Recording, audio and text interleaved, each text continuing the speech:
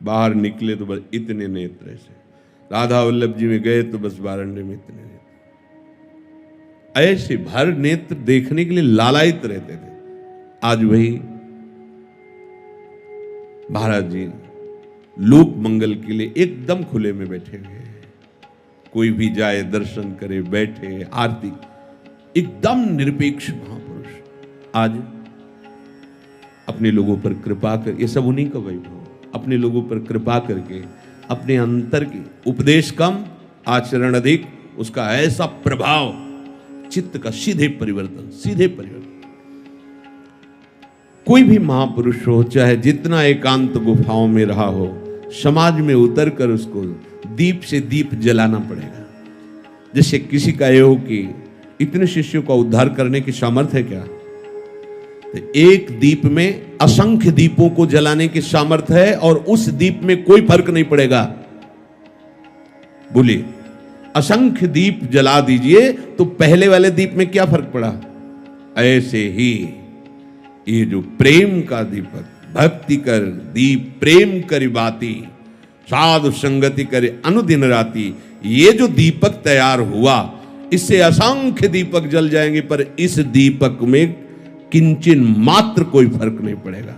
और ये दीपक ऐसा नहीं कि कोई पतिंगा आके बुझा जाए। तो जो लोक संग्रह के लिए महापुरुष आचरण करते, उनको कोई कामना नहीं है कि मेरे द्वारा लोक संग्रह होता है, मेरे द्वारा जगत मंगल होता है, मैंने उपदेश किया, कितनों का उद्धार कर दिया, ऐसी अंदर बात है तो वो बात ही नहीं है जो होनी चाहिए। एक यंत्रवत उनसे प्रभु कराते रहते हैं। इसलिए प्रभु कह रहे कि हे अर्जुन, कर्म में आसक्त हुए अज्ञानी जन जिस प्रकार कर्म करते हैं, आसक्ति रहित तत्वज्ञ महापुरुष को लोक संग्रह के लिए ठीक उसी प्रकार सावधान होकर आचरण करने चाहिए। तत्वज्ञ महापुरुष कर्मों में आसक्ति वाले अज्ञानी मनुष्यों को बुद्धि में भ्रम पैदा करके कर्मों से विरत न कर दे। ये कर्मों से कुछ नहीं होता, ऐसा वैसा। अब वो बेचारे तो जानते नहीं, जो कर रहे थे उससे भी उनको छुटा दिया, तो आप क्या करना है? वो तो मार्ग से भ्रष्ट हो जाएंगे। और आप उस कर्म परंपरा से ऊपर उठ चुके हैं। आपको सावधानी पूर्वक वही कर्म परंपरा करनी है जिस कर्म परंपरा से आप ये सिद्धि प्राप्त किए हैं। उसको भ्रम में मत डालिए, भगवान आदेश कर रहे हैं। प्रत्युत स्वयं समस्त कर्मों को अच्छी तरह करता हुआ उनसे भी वैसे ही करवावे। प्रभु कह रहे हैं कि प्रकृते क्रियमाणानि गुणैः कर्माणि सर्वशः अहंकार विमूढ़ात्मा कर्ताहमिति मन्यते। संपूर्ण कर्म सब प्रकार से प्रकृति के गुणों के द्वारा किए जाते हैं, परंतु अहंकार से मोहित अंतःकरण वाला अज्ञानी मनुष्य ऐसा मानता है मैं करता हूं। ऐसा मान लेने के कारण ही वो बंधन को प्राप्त होता है। संपूर्ण सृष्टि प्रकृति से बनी है। जैसे वृक्ष है ऐसे ये शरीर है, जैसे ये दीवाल बनी हुई प्रकृति से ऐसे शरीर बना हुआ है। पंचभूतों से कहीं भी जहां शब्द है वहां आकाश है। कहीं भी आप शब्द निकल रहा है, जहां शब्द है वहां आकाश तत्व है। और वो शब्द कान तक बिना वायु के नहीं पहुंच सकता। तो जहां हमारे कान में पहुंच रहा है शब्द, तो वायु प्रेरित करके ला रही है। वायु ही जीवन है, वायु ही सुखाती है। जैसे ईंट बनी तो उसमें जो जल तत्व का शोषण किया वायु ने ही किया। जल तत्व ने मिट्टी को मिश्रित करके वो आकार दिया, अग्नि तत्व ने उसे पकाया, और शब्द है ही, क्योंकि किसी को भी आप ऐसे करोगे तो शब्द निकलेगा। तो जैसे वो पंचभूतों से रचा हुआ, ठीक ऐसे ये प्रकृति का चमत्कार है कि एक जड़ दिखाई देता है और एक ये चैतन्य दिखाई है, ये भी जड़। रचना है उसकी। जैसे दूध के कई प्रकार की वस्तुएं बनती है, ऐसे पंचभूतों की कई प्रकार की रचनाएं हैं। प्रकृति का स्वयं प्रवाह हो रहा है, कहीं से स्रोत जल का निकल रहा है, वो नदियों के रूप में समुद्र में मिल रहा है, कहीं अत्यंत तेजस्वी सूर्य की किरणों से सुखा करके उस जल को लेकर के वो वर्षा रूप में, स्वयं सब क्रियाएं हो रही प्रकृति के द्वारा। देखना, सुनना, खाना, पीना, ये सब क्रियाएं प्रकृति से हो रही।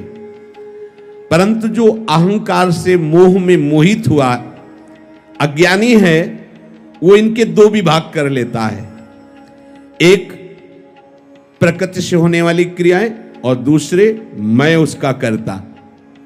जैसे अन्न की रचना प्रकृति ने की, पर उस अन्न को रसोई रूप में बना करके पाना ये मेरा कार्य है, मैंने ये पैदा किया, इतना गेहूं, इतना चना, इतना है, और मैंने आज ये बनाया और ये उसे खाया।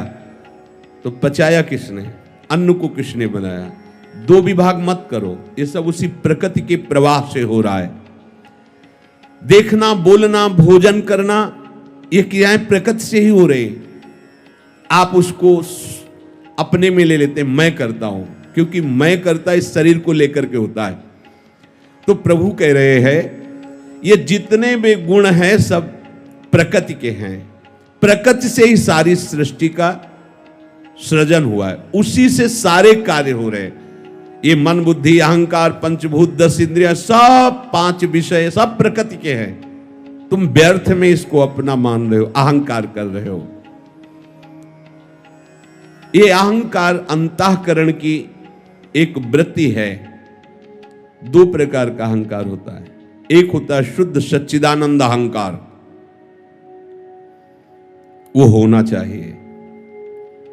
अपने भक्ति मार्ग में जैसे है कि हम श्री श्यामाजू के बल अभिमानी, मेरी लाडली,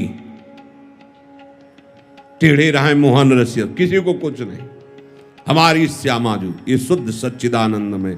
गोस्वामी जी कह रहे असभिमान जाय जनि मोरे, असभिमान जाय जनि भोरे, मैं सेवक रघुपति पति मोरे।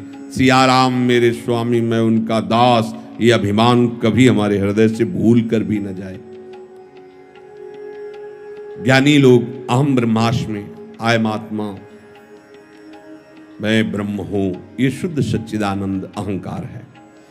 इसी का जो अज्ञान जनित भाव पकड़ लिया गया कि मैं शरीर हूं, मैं विद्वान हूं, मैं अमुक, मैं, जो प्रकृति को लेकर अहंकार हुआ, ये माना हुआ अहंकार है और यही बंधन का कारण है।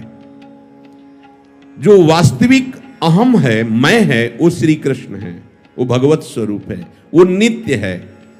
ये जो अवास्तविक है, माना हुआ अहंकार, ये परिवर्तनशील है और नाशवान है। जब हम सुअर बने होंगे तब भी उस देह में अहंकार रहा होगा, कीट पतिंगा बने होंगे तो उसमें भी अहंकार रहा होगा। कहां टिका? आज मनुष्य बने हैं, पुरुष अहंकार, ये कहां टिकेगा? ये भी चला जाएगा। ये जो झूठा अहंकार आरोपित कर लिया, यही हमारी दुर्गति का कारण है।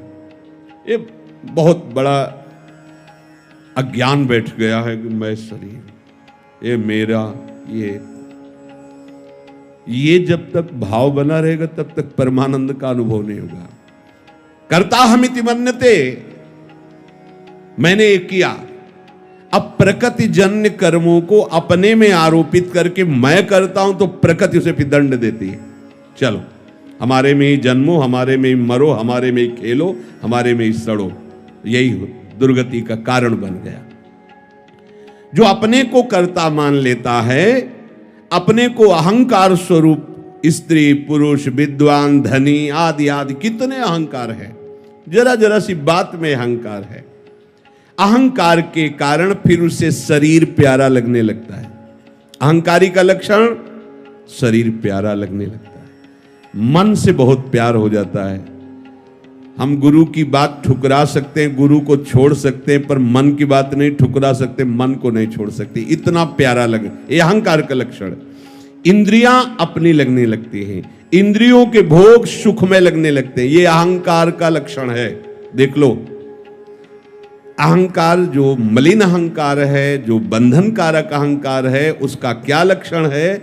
तो कह रहे शरीर प्यारा लगने लगता है, इंद्रियां प्यारी लगने लगती हैं, मन प्यारा लगता है, विषय भोग प्यारे लगते हैं। फिर सारी क्रियाओं का मैं करता हूं और भोगों का भोगता हूं, तो करता भोगता भाव ही दुर्गति का कारण है।